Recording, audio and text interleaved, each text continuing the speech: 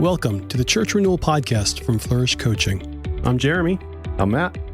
This season, we're going to do some mini-series on some specific topics. Today's episode is part 1 of a 4-part series called Will My Church Need a Transitional Pastor? Over the next 3 weeks, we will release the rest of this deep dive. This deep dive will look at specific caution signs that churches may have that indicate that they would benefit from using a transitional pastor. The bulk of this content comes from the FAQs that you can find on our website. The caution signs we will look at today are the length of tenure of the last pastor, an out-of-date ministry audit, denominational change, and pastoral churn. As you listen, think about your church. Are we describing your church? If so, and if you would like to talk to us more about the process of doing your own internal deep dive, we want to help you. After you finish this episode, send us an email so we can talk with you. Matt, today we're going to dive in and talk about the question. We're going to talk about this for the next couple of weeks. The question is this: what churches should use a transitional pastor? Now, we've already gone over some of these things, but I want to prime you with this question. What percentage of churches do not need to use a transitional pastor? Very small percentage. Are we talking 15, lower? Yeah. I mean, if 85% of churches need revitalization, then 15% of churches don't need a transitional pastor. And so I think that if 85% of churches need revitalization, it's those 85% that should use a transitional pastor, because a pivotal moment in the life of the church is a transition between long-term pastors.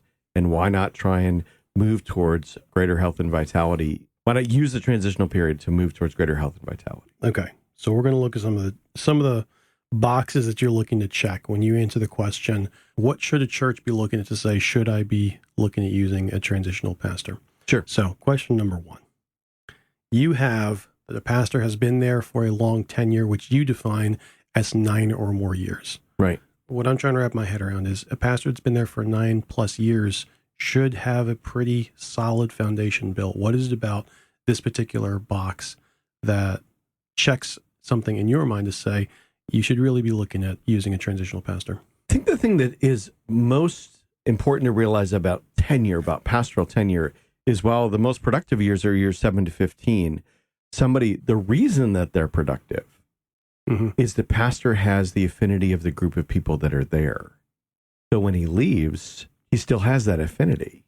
Okay. And they have to grieve his departure. They have to figure out how to effectively separate from him the previous pastor.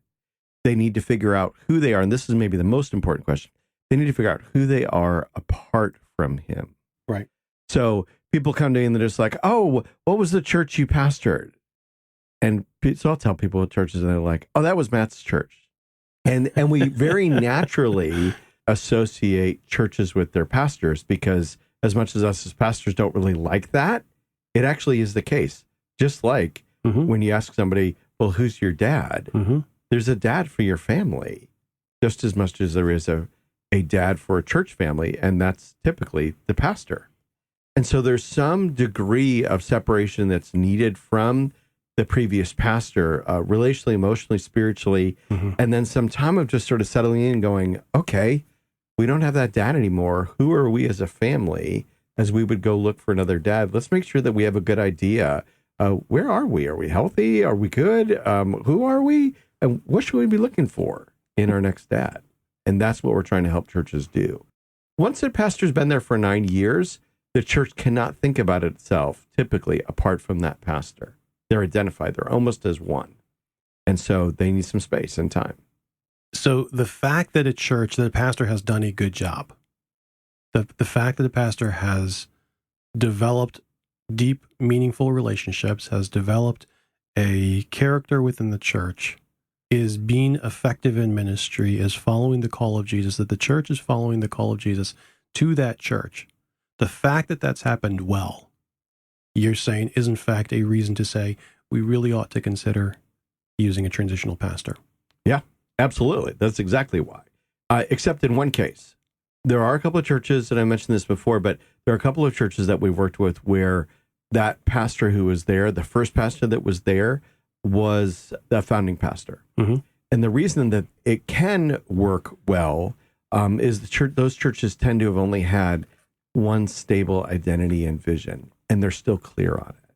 And so Okay. if they're healthy and they're clear on who they are and where they're going, they have a good sense of their health and they actually are ostensibly healthy, then it can be okay for them. There are 15% of churches that don't need a transitional pastor, and that's definitely one of those cases. But the bottom line here from where I'm sitting is you're not saying, fundamentally, you're not saying a church should do this because a church that has been going for a long time is by definition doing poorly. You're saying that there are realities of living, realities of developing characters and patterns that should be assessed. Yes. Not because you've made missteps, but because you've stepped strong. It's like moving from one weight machine to another using a different set of muscles. Absolutely. You need to know where you're strong so that you don't pull a muscle when you move from a lat pull to, I don't know, fly something, right. Blah, blah, blah muscles. Right. Absolutely. I think, too, I think of the analogy this way. I heard of a widower, a man who lost his wife. And she had always done everything related to the kitchen. Yeah. She'd done the cooking, she'd done the dishes. And after she had passed away, he put himself through the discipline of learning everything that there was about the kitchen so that he could function on his own. He was a contained unit. He was a whole person before he went looking for another relationship. That's good. And so I think that analogy is you have had this one pastor and he's functioned in a certain way, and you as a church have functioned in a certain way under that pastor's leadership, and that's been good and fine. But it's super important that you would take the time to step back and evaluate and get some space and figure out who you are and where you're going before you go looking for another pastor. Okay, second question then. You mentioned in your literature that a ministry audit in a church that is more than 3 years old, it's been 3 years since the last ministry audit, is a good reason to look at a transitional pastor. Number one, what's a ministry audit? Number two, why is a more than 3-year-old ministry audit a check box for you? I think one of the things that COVID taught us was that we tend to work along the same assumptions unless they are challenged. Unless there's a reason that we have to start looking differently at assumptions. And COVID made people overnight begin to inspect their assumptions about why they did things and what purpose they had and whether they were absolutely necessary or not. And so when churches came back from COVID, they took the opportunity to say, no, we're not going to restart that. That did make sense, but it doesn't make sense now. Okay. Well, why wait for a crisis to do that? Churches actually ought to think about that over and over again. We teach churches yearly strategic planning, and we encourage them, put everything back on the table. There are radically few things that are required by Jesus for a local congregation to do. Most everything that we're doing as a church, are the results of previous choices that can be re-examined, and we have permission to re-choose. And so maybe we should. So besides the frozen chosen, do most churches actually do ministry audits? I understand that Presbyterians really like reports. That's absolutely, yes. Presbyterians really like reports. So I think that ministry audits are actually always happening, but they're happening accidentally and they're happening unconsciously. Okay. But they are always happening. I would agree. Yeah. Right. When you cannot get volunteers for a ministry audit is happening. Absolutely. Yep. When somebody says, we should start this, a ministry audit has happened and the conclusions of it have been drawn and a suggestion is being made as a result. So ministry audit is actually always happening. The question is it intentional and thoughtful? And are the leaders the ones initiating it, holding things loosely? So, Matt, help me understand this. What is a ministry audit? Just break it down for me. Here's the goal of a ministry audit. A ministry audit is trying to look at the answer to the question: is what we are doing accomplishing what we believe that Jesus has called us to? Okay. So, if our listeners might be familiar with the book Simple Church, and if they're not, they should be. Okay. So Simple Church is it's a Tom Rainer and Eric Geiger book. It's gone through multiple editions. and an anniversary and a re-release, and it continues to be as good as when it started.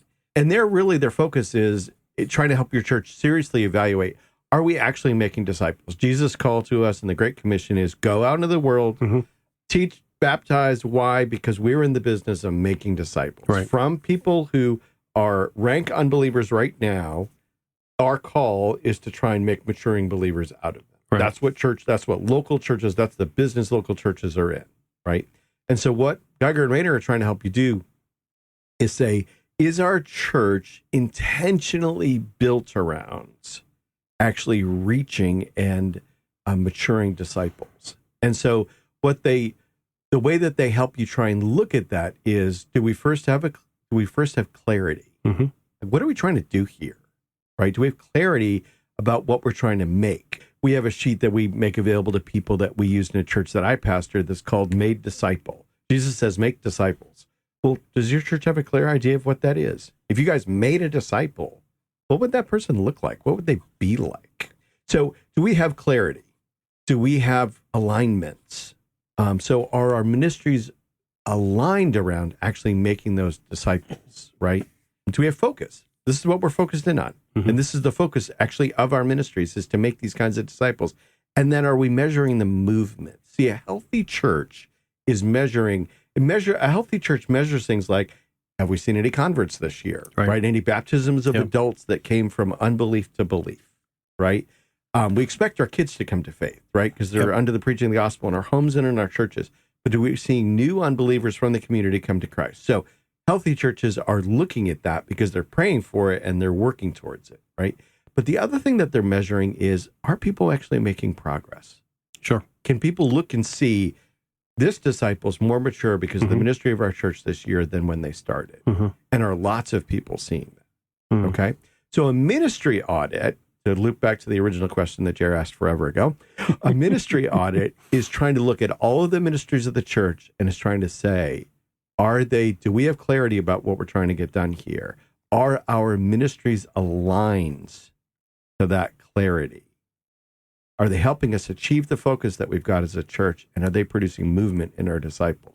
That's what a ministry audit is trying to do. And what are we doing that's not? And what are we doing where do we have flab that we can cut? And can we just say, this isn't accomplishing what we wanted? And just call it what it is, even if people love it, but it's not actually accomplishing disciples. When you do that, you can honor it. You can honor its legacy. You can honor its impact. And then put it to bed. Yep. Yeah, absolutely. And say, this was a part of, and God was faithful. God worked through this. Yep. It was meaningful. We're not doing it now because we believe that there's a new field that God's called us into, whatever that might look like, and give it the honor that it deserves. And then put it up on the shelf where Jesus has called you to put it. Yeah. Instead of holding on to it and be like, well, no, we did this for 30 years. So we're still, just going to drag us behind us. The tire's flat, but we'll keep on pulling this wheelbarrow. We'll keep going, whoomp, whoomp, whoomp, whoomp, right, as the tire goes around flat. One of the things and doing that well, what Jared just described, doing that well is super important because sometimes people in churches can think, because they were well-intentioned and this is ministry, they can think, well, if we stop doing something, well, that's an implicit critique of me. That's correct. Or it's an implicit critique of the idea when we started it that it was actually a bad idea at the start. And it's absolutely not. Missionaries, and this is super important. If you've not listened to our podcast over time, you'll hear me say this time and time again. The primary lens that we need to use in local church ministry is that of missionaries. That's what a transitional pastor is trying to help you do, is help you regain that missionary posture as a church, missionary in your community. Missionaries are always looking to the fruit that they hope to bear and being willing to change the way they're going about the task of the Great Commission, to bear the fruit that they're praying the Lord would bear through them. And if people have that heart, they're like, hey, if it's not bearing the fruit, let's be done with it. And let's lean into something else that might bear that fruit. Okay. I'm glad you said that because this gives me the opportunity to say, we will link to previous episodes that you've done that touch on these topics here in the show notes. So if you look at the episode notes, if you want to learn more, there will be resources below. For the sake of time, let's move on. I might actually drop one question out. We'll see. Next question, though, is this. You put as one of the checkboxes, the church seeking to change denominations is a reason to consider transition pastors. Number one, that's a foreign concept to me. How many churches are there that are looking to switch denominations? Yeah, I don't know how many there are, but it's phone calls that we get. Sometimes I will bring it up to a church when I hear their story, and I was kind of like, is your denominational home the right one for you? And I'm the one who will bring it up. And many times they've kicked it around, they just haven't mentioned it. And sometimes that's because the denomination's changed. Sometimes it's because the church has changed. There's a lot of reasons that churches consider changing their affiliation. Might be a broader way, because even a non-denominational church sometimes will be in a network or some kind of affiliation or grouping or fellowship, or there's lots of different labels for collections of churches, we might say is the broadest categories, collections of churches. Here's the reason why this is important. One of the fundamental tasks that's been recognized for 50 years in transitional ministry is that one of the opportunities for a church in transition, is to actually rekindle its ties to its affiliation. Okay. And so if that's one of the fundamental tasks that ought to be done, if you've drifted from it and you're trying to, and the right thing to do is to renew it, then that ought to be done. Because if you've got an affiliation, lean into it and use it. It's there for a reason, right? However, sometimes the reason that people need that affiliation to be rekindled is because they've actually drifted from it, and it was actually a good thing that they drifted from it. I think about the churches right now where, like the United Methodist churches come down at a particular spot, and there are churches that are overtly disaffiliating, right? It was good for them to rethink it. Some have reaffiliated more strongly because they agree with the decisions that have been made, and others have said, well, it's time for us to disaffiliate and to do something else. And so if a church is seriously considering that, it is way better to do that in transition than it is to try and bring in a new pastor and then drop on the new pastor, hey, so actually the affiliation that just approved you to come here, yeah, we'd like to leave that. That commonly does not work all that well. I can see that. So let's lean into that one a little bit. Last question for this episode. But the one of the boxes that you look to check is where a church has what you call lovingly pastor churn. Yeah. What is pastor churn, and why is this one probably one of the most obvious signs? Yeah. So pastor churn is if the average tenure of a pastor in America is 5 years, and your church is one that gets a new pastor every 2, 3, 4 years, and you've got a cycle of that, you're a church that churns out pastors, chews them up and spits them out, where they never actually get to the most productive years, which are years 7 to 15. Is that specifically lead pastors, or does that also relate down to associate pastors or other So it's for pastoral sure staff? lead pastors, but certainly a health sign for us is that if a church continues to turn over staff and the lead pastor stays, that typically tells us something actually about the health of the lead pastor. Okay. Yeah. So in this case, unless your denomination's norm is to change pastors every 24 to 36 months, if this is what you're looking at in your church, number one, let's just be honest. Churches that do, in fact, find themselves in this position, I can't believe that there are many churches over, say, 70 people where this is going on. Now, I might be surprised about that, but this is one of those red flag kind of things where these others aren't necessarily red flags. This one in particular should really stop and say, what's going on here? What's going on either in our process or who we are, how we see ourselves, how we're hearing Jesus, how we're following Jesus, that we have this high rate of turnover. And I don't want to make this too business oriented, but in the same way that a business would look and say, if we have a really high turnover rate, maybe there's something wrong in the way that we're walking through this together. Any final thoughts before we close this one out? No, I think that's actually pretty good. I think it's very sad for a church to turn pastors. The only times when I've seen when people are not sad is when people's posture is, well, we've seen a lot of pastors come and go. They come, they go, we stay. And they're really sort of stuck in their ways, and they're okay with it. Yeah. And that is actually a sign of a very unhealthy church. Yeah. Well, on that happy note, we will see you guys next week. Thanks for coming by. Thanks for listening to the Church Renewal Podcast from Flourish Coaching. Flourish exists to set ministry leaders free to be effective wherever God has called them. We believe that there's only one fully sufficient reason that this day dawned. Jesus is still gathering his people, and he's using his church to do it. When pastors or churches feel stuck, our team of coaches refresh their hope in the gospel and help them clarify their strategy. If you have questions or a need, we'd love to hear from you. You can find us at flourishcoaching.org, and you can reach us by email at info@flourishcoaching.org. You can also connect with us on Facebook, Twitter, and YouTube, and we would love it if you would like, subscribe, rate, or review the podcast wherever you're listening. Please share this podcast with anyone you think it'll help, and if we get a client because of a recommendation you make, we'll send you a small gift just to say thanks. And a special thanks to Bay Ridge Christian Church in Annapolis, Maryland for the use of their building to record today's episode. All music for this show has been licensed and was composed and created by artists. The Church Renewal Podcast was produced by me, Jeremy Seferati, in association with Flourish Coaching, with the goal of equipping and encouraging your church to flourish wherever God has called you.